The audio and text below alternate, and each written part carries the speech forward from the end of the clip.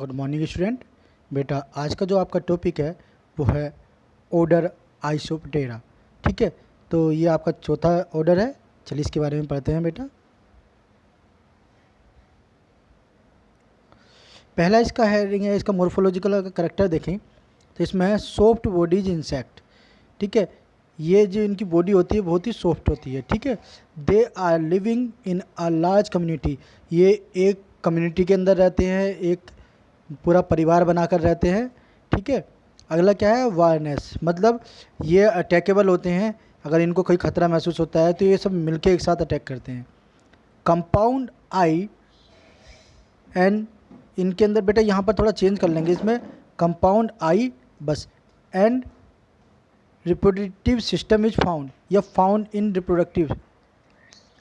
ठीक है, या रिप्रोडक्टिव सिस्टम इज प्रेजेंट। ठीक है, आप क्या लिखोगे, compound eye and reproductive system is present. ठीक है, रिप्रोडक्टिव सिस्टम इज प्रेजेंट। अगला लिखें, they are social insect with caste. Number एक, ये सोशल इंसेक्ट होते हैं, इन्हें अपनी अपनी जिम्मेदारियां दी गई होती हैं। ठीक है, दूसरा सामाजिक होते हैं, दूसरा इनके अंदर कास्ट वाइज डिफरेंस होता है कि कोई राजा होगा, कोई रानी होगी। ठीक है ना, इस तरह से इनके अंदर कोई वर्कर्स होगा। जैसे बिल्कुल आपने एपीकल्चर में देखा, वो भी आर्थ्रोपोड में आते हैं, जो मधुमक्खियाँ होती हैं, बीज होती हैं, ऐसी इनके में भी आता है। जैसे इनके अंदर टर्माइट्स आते हैं वगैरह वगैरह। ठीक, चलिए आगे देखते हैं। ठीक, विंग्स 2 पेयर, इनके अंदर 2 पेयर विंग्स होते हैं।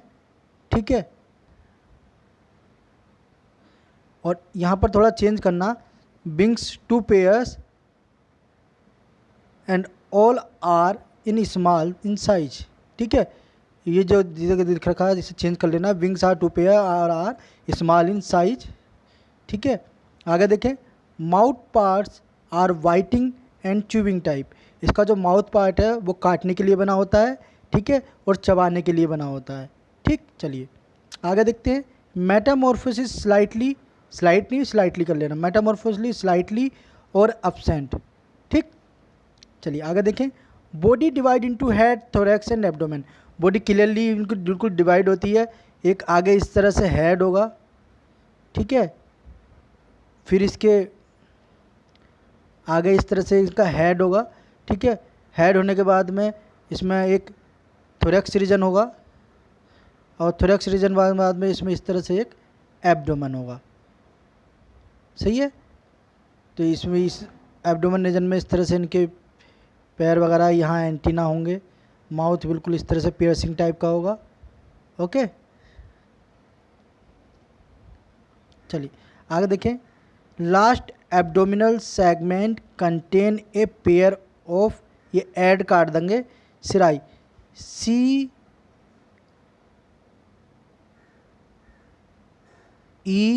CERCI। इसकी जो स्पेलिंग है बेटा वो एक बार देख लेंगे, सिराई की, CERCI,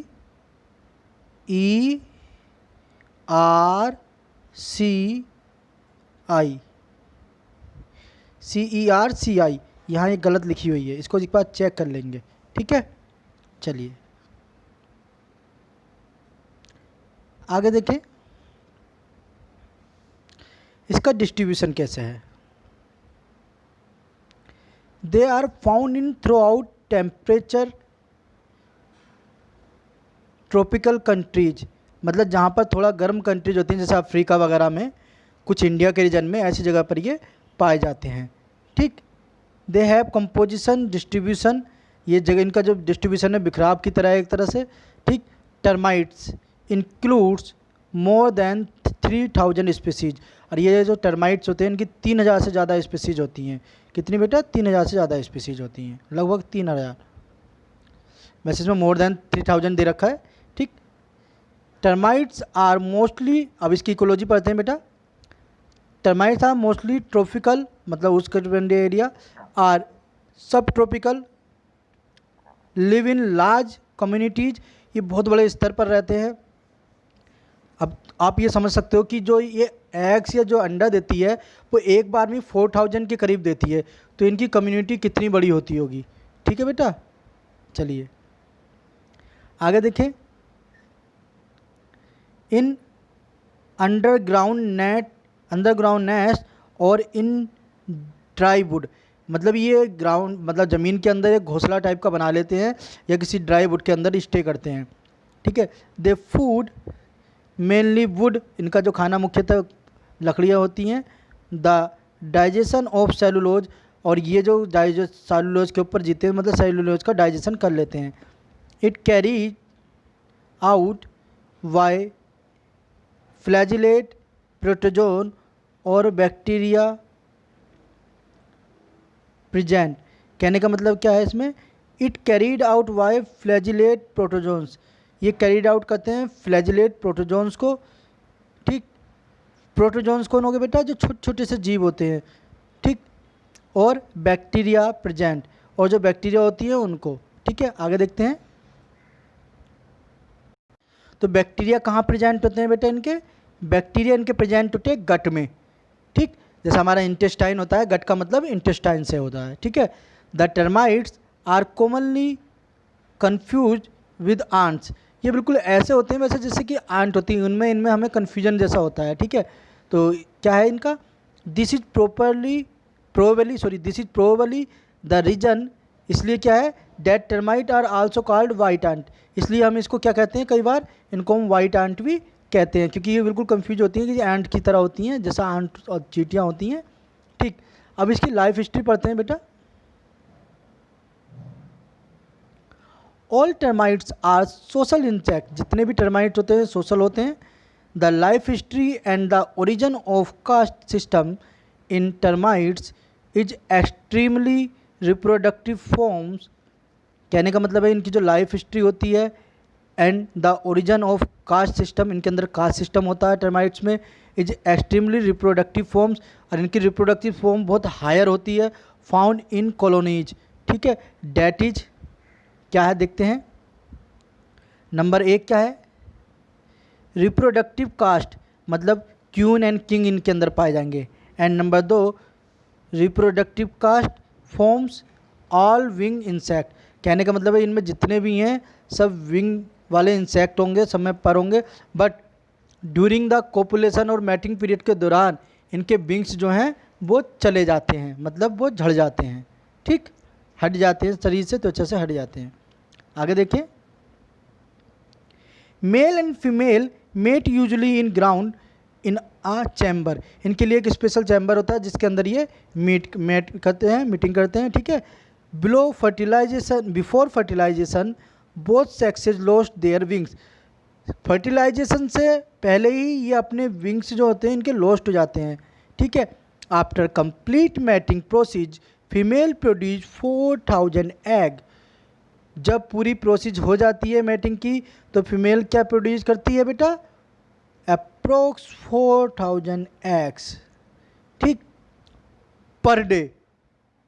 अब ये नहीं कि इन्हें एक दिन में दे दिए तो बात ख़त्म हो गई एक बार, ये पर डे करीब 4000 एग देती है बेटा, इसलिए कहते हैं यदि इनके सारे एग्स यदि जिंदा बच जाएं, सब बिल्कुल सब में से यदि बेबी प्रोड्यूस हो जाए, लार्वा बन जाए, निम्फ लार्वा बन जाए, तो ये पूरी पृथ्वी को ढकने में कुछ समय लगाएंगे। इसलिए इनके सारे इनकी क्वालिटी देखिए कि एक दिन में 4000 दे रहे हैं, पर डे से 4000 दे रहे हैं, कितने दिन तक ये चलेगा सिस्टम, ठीक। चलिए आगे देखते हैं।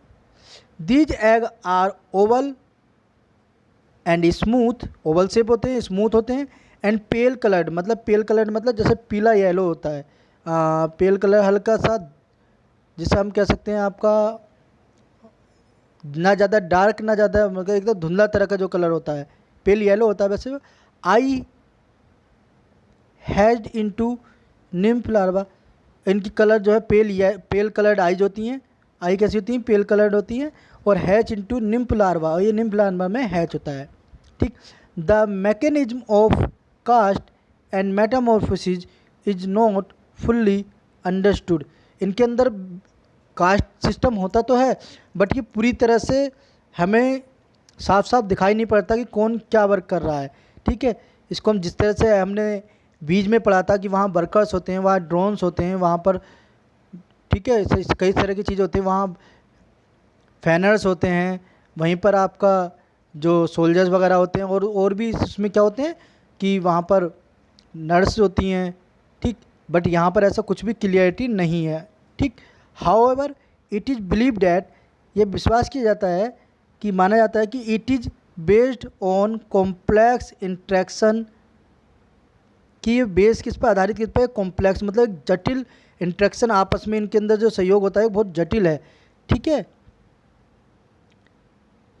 ये एबिलिटी है बेटा, इसको ठीक कर लेना, एबिलिटी ऑफ फूड सप्लाई, कि फूड का सप्लाई के ऊपर ये निर्भर करता है कि कैसे इनके अंदर ये कॉम्प्लेक्स इंट्रैक्शन बनेगा, ठीक, कि फूड के ऊपर निर्भर करता है, कि ये माना गया है, ऐसा अभी तक क्लियरिटी नहीं हो पाई है, ठीक। फूड सप्लाई, आगे देखते हैं सोशल बिहेवियर ईटीसी, कि इनके अंदर ये जो सोशल बिहेवियर है और ये सब किसके ऊपर बेस्ड कर रहा है, फूड की सप्लाई के ऊपर बेस्ड कर रहा है।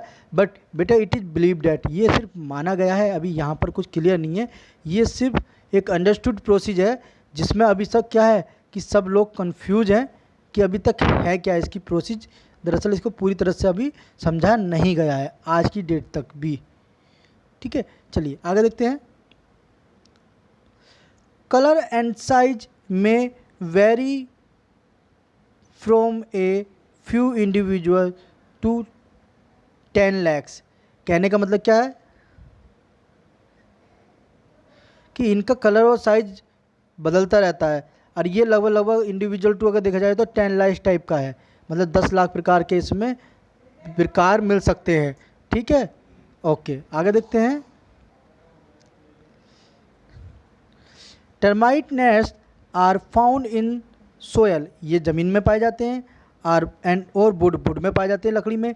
And nest is about 20 feet in height, मतलब इनका जो हाइट होगी नेस्ट की 20 फीट हाइट। अब ज़मीन के अंदर है तो हाइट तो ऊपर नहीं होगी ना, तो क्या होगा, ज़मीन के नीचे इसको मापा गया हाइट से कि 20 फीट इसकी हाइट होनी चाहिए, ठीक है। और यदि इसकी अगर इसकी क्या है डायमीटर देखें तो वो 12 फीट के लगभग होता है, ठीक, कि वो 12 फीट के लगभग होता है, इस तरह से ये 12 फीट के बीच में होता है, तो ये इसका कॉलोनीज होती हैं, ठीक। चलिए आगे देखते हैं। इसकी आते हैं बेटा, अब इसकी इकोनॉमिक इम्पोर्टेंट पे आते हैं। Termite are very significant pest, ये बहुत ही सिग्निफिकेंट पेस्ट है, जिससे दरअसल ये हानि तो बहुत पहुंचाता है बट किसी मामले में सिग्निफिकेंट भी है। हम इसकी इकोनॉमिक इंपॉर्टेंस के बारे में बात कर रहे हैं। They damage wood structure like furniture building, ठीक है। क्या है इसमें कि इनका जो स्ट्रक्चर होता है वो फर्नीचर की बिल्डिंग्स को, जो मटेरियल्स को, वुडन फ्लोवर्स को, रेलवेज के स्लीपर्स को, वुडर ब्रिजेस को, जो लकड़ी के पुल बने होते हैं, ठीक है, बोट्स को, बुक्स को, ओके, और लार्ज ट्री, जो बड़े बड़े पेड़ होते हैं, like mango, apples, coconut etc, several species of isoptera destroy standing crops, ये इन सबको नुकसान पहुंचाते हैं। देखो आपकी कितनी सारी चीज़ों को ये नुकसान पहुंचाते हैं, हमने देखा तो कि आपकी लकड़ी की जितनी भी चीज़ें होती हैं, चाहे बुक्स होती हैं, लकड़ी से ही अपनी किताबें बनती हैं, बुक्स बनती हैं, ठीक है ना बेटा, पेपर लकड़ी से बनता है, पुल्स होते हैं, रेलवेज के स्लीपर वगैरह वगैरह, जितने भी कोचेस होते हैं, ठीक है, इन सबको ये नाश कर देते हैं।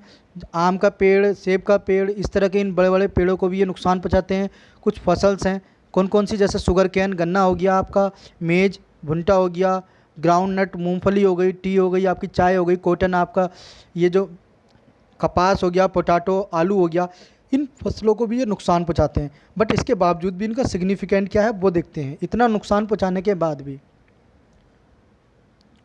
But ecologically termites are good decomposer of dead wood, ये जितनी सड़ी गली लकड़ी होती है उसके लिए बहुत अच्छे डिकम्पोजर होते हैं, उनको अपमार्जक के रूप में, उनको अपमार्जक मतलब उनको ये अपमार्जक की तरह कार्य करते हैं और उनको पूरी तरह से डिस्ट्रॉय करके ऑर्गेनिक से इनऑर्गेनिक में कन्वर्ट कर देते हैं, ये अकार्बनिक से, ठीक है।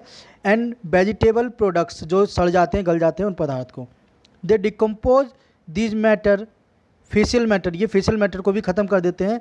और termites are rich source of nutrient, ये मतलब न्यूट्रिएंट पोषण के बहुत अच्छे सोर्स होते हैं, किसके लिए, फॉर एग्रीकल्चर फील्ड के लिए। कैसे कि जब ये उन चीज़ों को खाएंगे, गला देंगे, सब करते हैं, वो चीज़ क्या हो जाएगी, ऑर्गेनिक इनऑर्गेनिक में कन्वर्ट हो जाएगी, और जिससे क्या होगा कि फसल के लिए बड़ी अच्छी एक मिट्टी का जो सोयल का टेक्सचर बहुत अच्छा हो जाएगा। ठीक है, आगे क्या है कि साथ ही साथ में ये